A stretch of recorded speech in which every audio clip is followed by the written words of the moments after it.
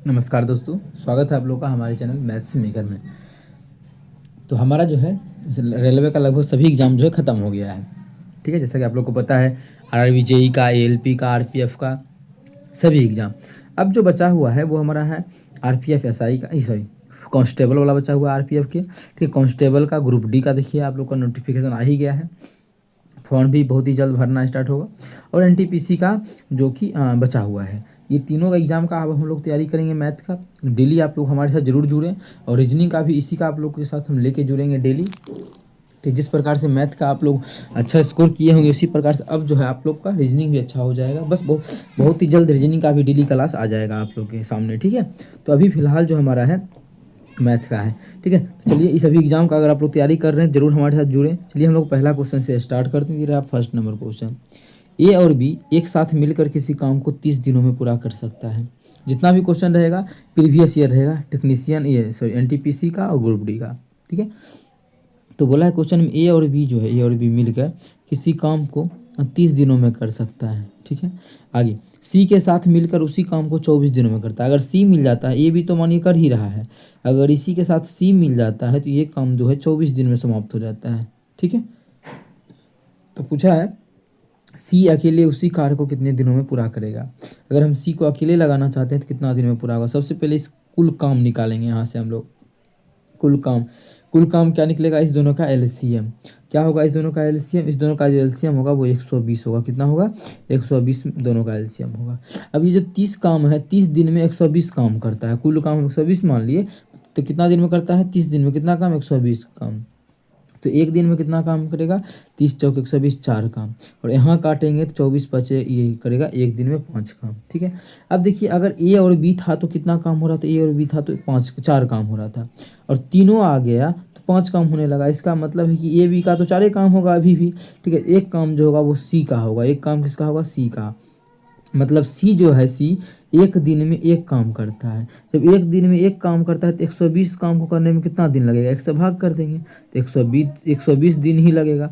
मतलब सी जो है उस काम को 120 दिन में कंप्लीट करेगा, जो कि हमारा ऑप्शन नंबर डी में है। तो ऑप्शन डी हमारा बिल्कुल करेक्ट आंसर हो जाएगा। कौन सा ऑप्शन, ऑप्शन डी। उम्मीद करते हैं दोस्तों अच्छा लग रहा होगा। ठीक है, आप लोग को समझ में आ रहा होगा। ये एनटीपीसी ग्रुप डी और आरपीएफ कांस्टेबल का आप लोग तैयारी कर रहे हैं, जरूर हमारे साथ जुड़ें। जिस प्रकार से आप लोग देखेंगे टेक्नीशियन और RRB JE, RPF SC, RPF SI और एएलपी में जो मिला है क्वेश्चन वो हमारी क्लास से ही था। ठीक है, तो जरूर हमारे साथ जुड़े। जो भी आप लोग एग्जाम दीजिएगा बहुत ज़्यादा क्वेश्चन आप लोग को यहाँ से देखने को मिलेगा। और रीजनिंग का भी क्लास हम स्टार्ट कर देंगे, जो कि आप लोग को ये सभी एग्जाम में रीजनिंग भी अच्छे से कवर हो पाए। जिस प्रकार से मैथ आप लोग कवर किए हैं ये सभी एग्जाम्स में आप लोग रीजनिंग में भी अच्छा कर पाइएगा। ठीक है, तो रीजनिंग का भी क्लास बहुत ही जल्द स्टार्ट होगा। बस उसका हम कंटेंट अभी रेडी कर रहे हैं। ठीक है, तो अगला क्वेश्चन नंबर 2 है, क्या यदि इतना इतना और इतना है तो x का मान ज्ञात करना है। ये जो यहाँ पे x दिया हुआ है इसका मान ज्ञात करना है। सबसे पहले देखिए सॉल्व करने का आसान तरीका यहाँ पे बताएंगे। ये नहीं कि पूर्णांक तोड़ने लगना है, पूर्णांक तोड़ने से बहुत ज़्यादा टाइम बर्बाद होता है इस प्रकार के क्वेश्चन में। तो करने का क्या तरीका रहेगा, तो एक बार हम क्वेश्चन को यहाँ पे लिख लेते हैं। क्वेश्चन है 19 सही 2/3 माइनस 7 सही 1/4 बराबर x प्लस 2 सही 1/2। ठीक है, यही है। अगर इसको पूर्णांक तोड़ते हैं 7 चौक 28 29/4 तो बहुत ज़्यादा टाइम बर्बाद होगा। तो आखिर करना क्या चाहिए अगर ये चीज़ नहीं करे तो। अगर ये चीज़ें नहीं करना है तो आप लोग का एक कल भी आसान तरीका सिखाएं। क्या इसको हम लिख सकते हैं, क्या 19 प्लस 2/3 क्या लिख सकते हैं प्लस में, बिल्कुल। और ये माइनस में है तो दोनों माइनस में हो जाएगा। 7 माइनस 1/4 दोनों माइनस में था, देखिए इतना ही होगा, बराबर इधर क्या हो जाएगा, x प्लस 2 प्लस 1/2। बस हो गया, इस चीज़ को हमें लिखना था। अब देखिए 19 में से 7 गया तो कितना हो जाएगा, 19 में 7 गया तो 12 हो जाएगा, 12 हो गया। ये प्लस 2 है, इधर आएगा तो कितना हो जाएगा, -2 तो हो गया। और सिर्फ क्या बचा हुआ है, बटा वाला। बटा में कितना बचा है, 2/3 यहाँ बचा हुआ है, और घटा 1/4 यहाँ है, और ये प्लस 1/2 है, ये भी इधर आके हो जाएगा -1/2। तो हमारा क्या बच जाएगा, सिर्फ और सिर्फ जो है वो x बच जाएगा। क्या बचेगा, x। इसको सॉल्व कर लेते हैं। जब सॉल्व करेंगे तो सिंपल सा है, कितना हो जाएगा, ये 10 हो जाएगा, 10। ठीक है, अब इसको कर लेते हैं। जब इसको कर लेंगे लघुत्तम लेके, इसका तो लघुत्तम छोटा सा मान है, कर ही सकते हैं।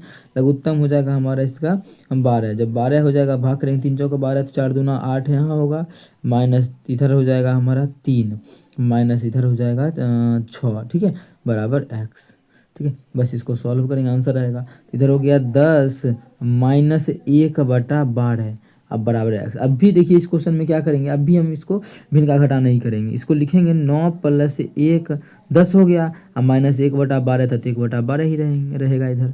तो इधर होगा 9, अब 1 घटाएंगे तो कितना होगा, 1 घटाएंगे तो डायरेक्ट 12 में से 1 घटा दीजिए 11 आ जाएगा। तो जगह नीचे में 12 ऊपर में 11, क्योंकि 1 घटा दिए। तो 9 सही 11/12, 9 सही 11/12 पहला ऑप्शन में है, तो पहला ऑप्शन हमारा बिल्कुल करेक्ट होगा। इस चीज़ का आप लोग ध्यान रखिएगा कि किस प्रकार से सॉल्व किए बिना पूर्णांक तोड़े। तो पूर्णांक बिल्कुल नहीं तोड़ना है, इसी प्रकार से जो है सॉल्व करना है, ठीक है। कहीं भी दिक्कत हो ज़रूर पूछें। ये आपका अपना चैनल है मैथ्स मेकर। चलिए अगला क्वेश्चन कर लेते हैं। क्वेश्चन नंबर हमारा 3 है। क्वेश्चन नंबर 3 देखिएगा क्या है।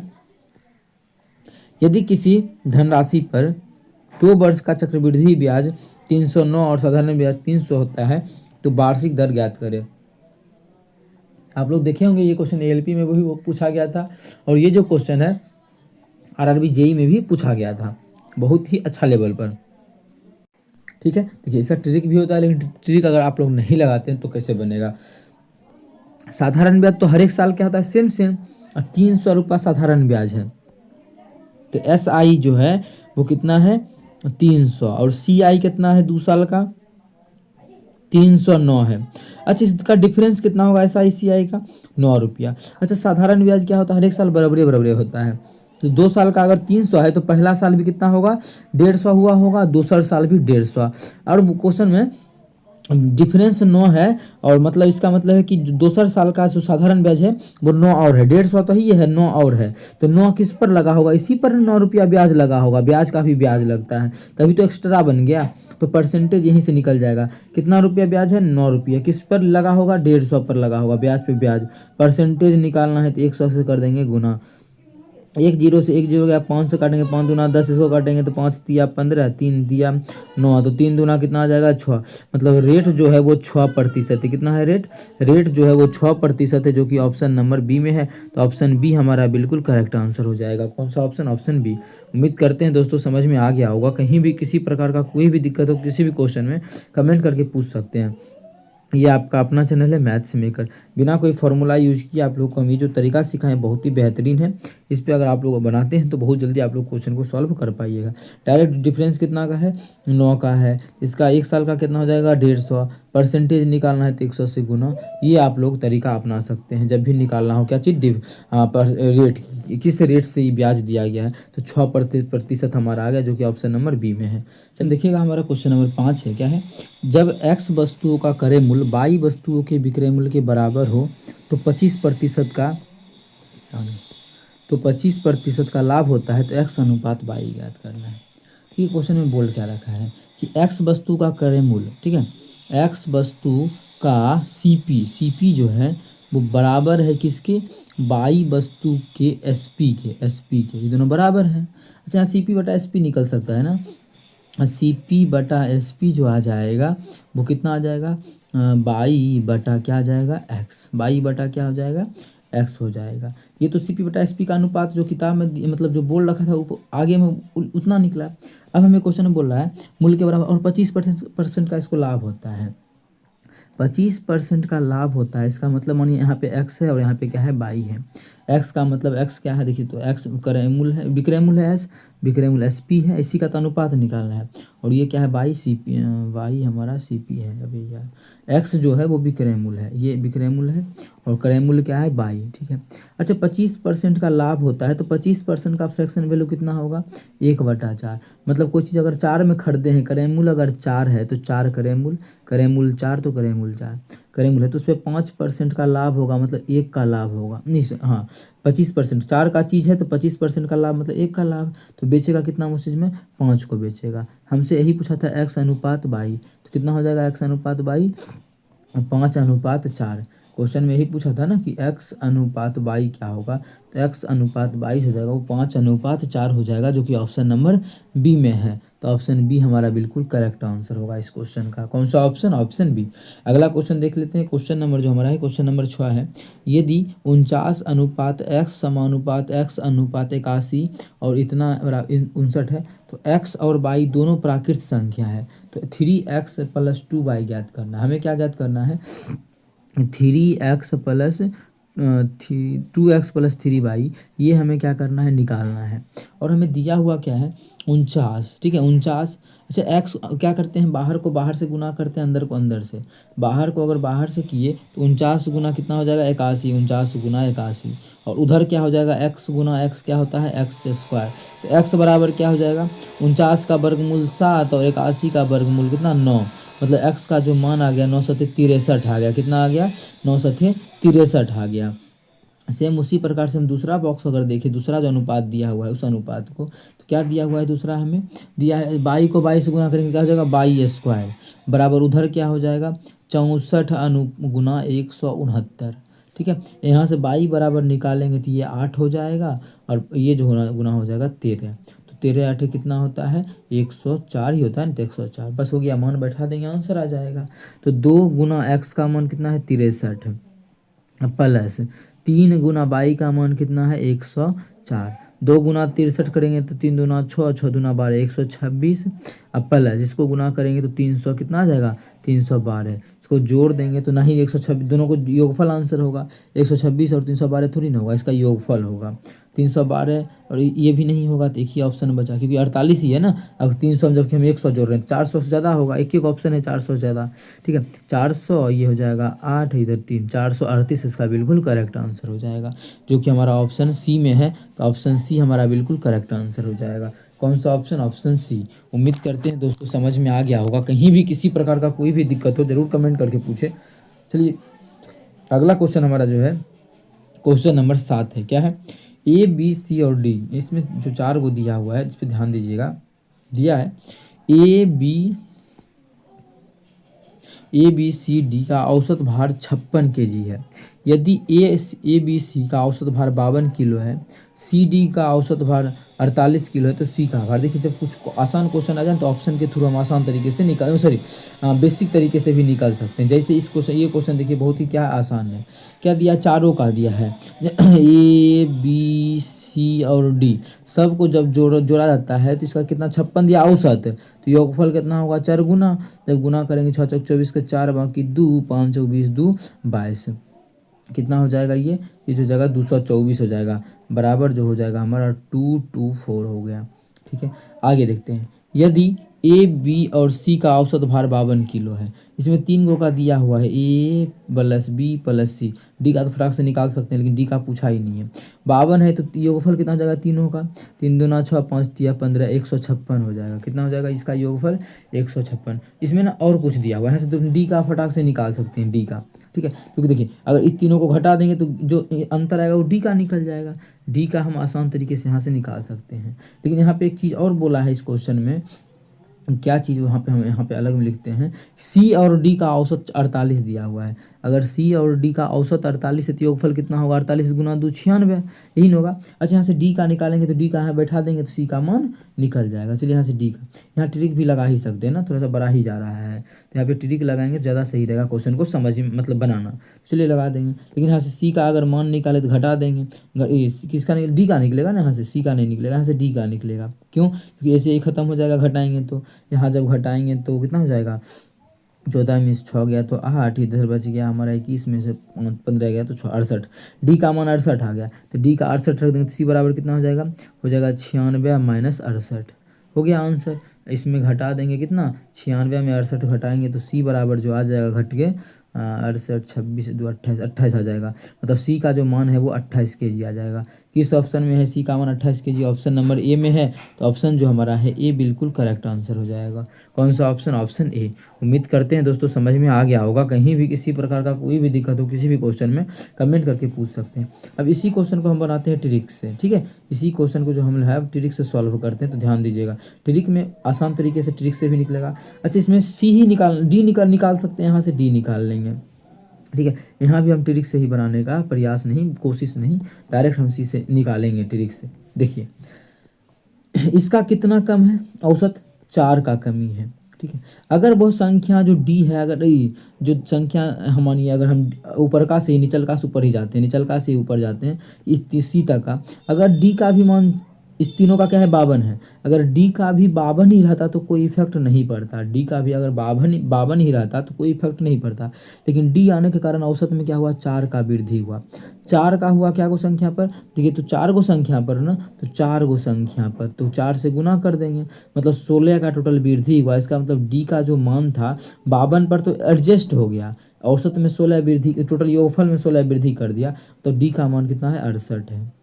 डी का मान 68 हो गया, यहाँ से डी का मान पुट कर देंगे 68, तो सी का मान आ जाएगा 28। तो इस तरीके से भी निकाल सकते हैं, आसान, ये भी आसान ही तरीका है क्वेश्चन को सॉल्व करने का। ठीक है। तो उम्मीद करते हैं समझ में आया होगा, बिना बेसिक ट्रिक पर भी इस प्रकार से आप लोग बना सकते हैं।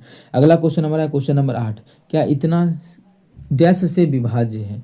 अब ऐसा क्वेश्चन जब भी आए तो किस प्रकार से सॉल्व करते हैं, पावर बहुत अधिक रहे तो कॉमन ले लेते हैं सबसे कम वाला। 71 देखिए एकराम है, इसमें भी 71 आएगा, 73 सब में 71 आएगा, क्योंकि 71 अगर एगो में है, पहला में सबसे कम ले रहे हैं। अगर 71 हम कॉमन ले लिए तो क्या बच गया यहाँ पे, यहाँ पर जो 1 बच गया, यहाँ पर 1 बच गया, प्लस वहाँ क्या बच जाएगा, यहाँ बच गया हाँ सिर्फ और सिर्फ 1 बचेगा, यहाँ बचेगा 3 पे पावर 1 बचेगा, 3 पर पावर 1 बचेगा, तभी तो 71 1 72, और यहाँ बच गया 3 पे पावर 2, और यहाँ बच गया 3 पे पावर 3, और यहाँ बच गया 3 पे पावर 4।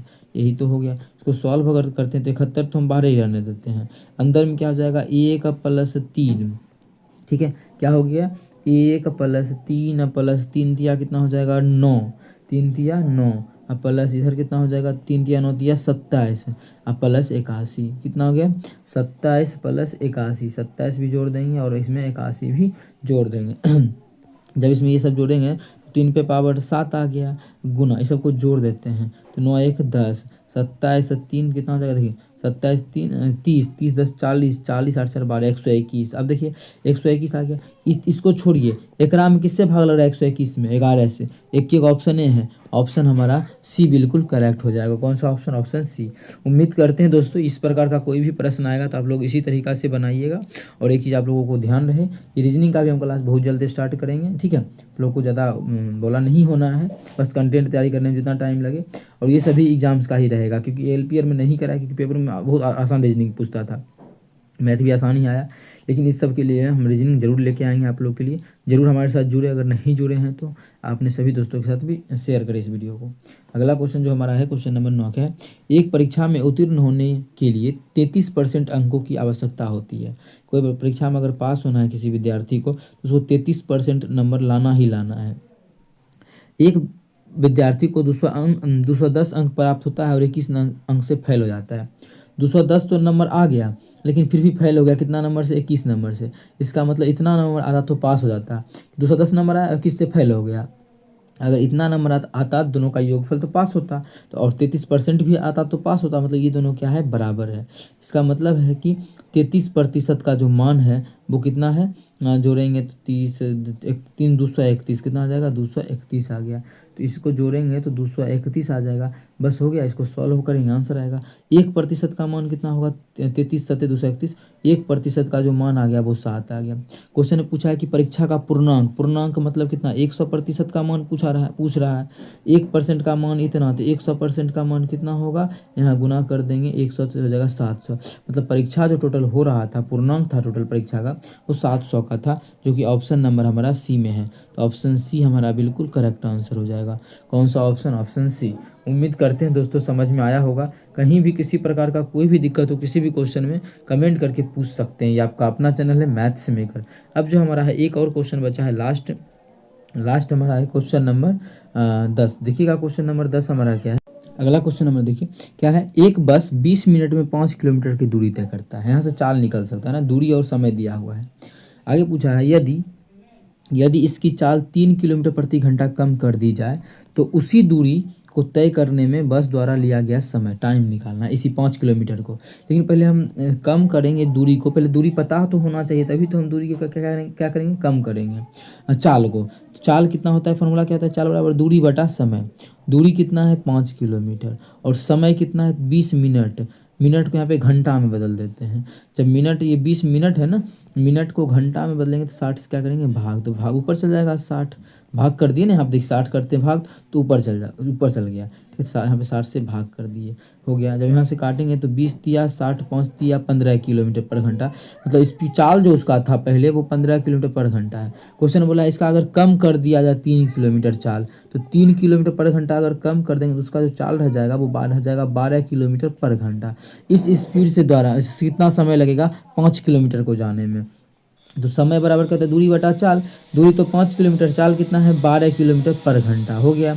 अब जो है समय सेकंड में दिया है तो 60 से मिनट में दिया है, 60 से गुना करेंगे तो मिनट में आ जाएगा।